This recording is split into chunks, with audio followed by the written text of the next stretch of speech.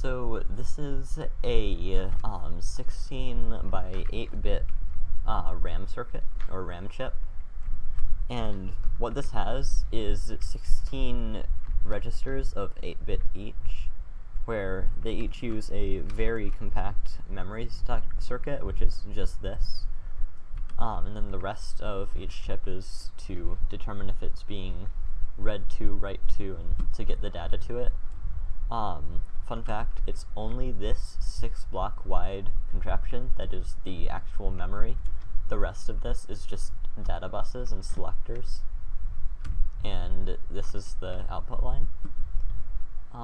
So what I've done is it's rather large and I don't have any way to go faster than this, but it's got 16 of those circuits just going off into the distance.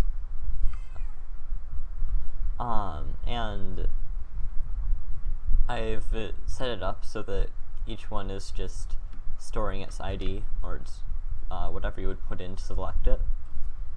The eventual plan is to be able to use this in a computer as its RAM. And you might hear a cat in the background. Can you not? And so hang on, sorry about the cut that was there, my cat was being a little obnoxious. And so if I turn on read and select any address, say that, it should do this light and this light. It does take a moment for things to get here, just because of the sheer size of this thing. And I can write anything to it.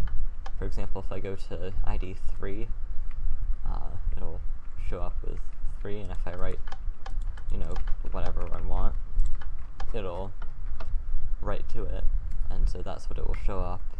And then if I switch IDs to, say, 2,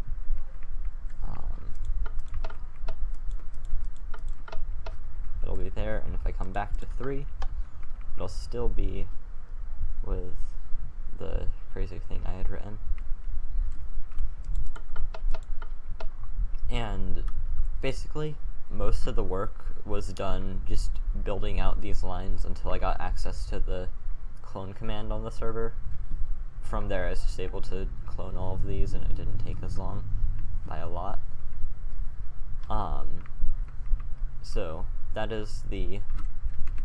I physically cannot show the whole thing, just because it goes out of render distance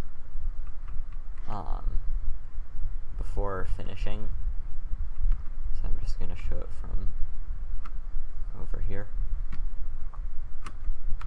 So this is the 16 times 8 register RAM chip, which is a total of 128 bits. I'll see you in my next video. Goodbye.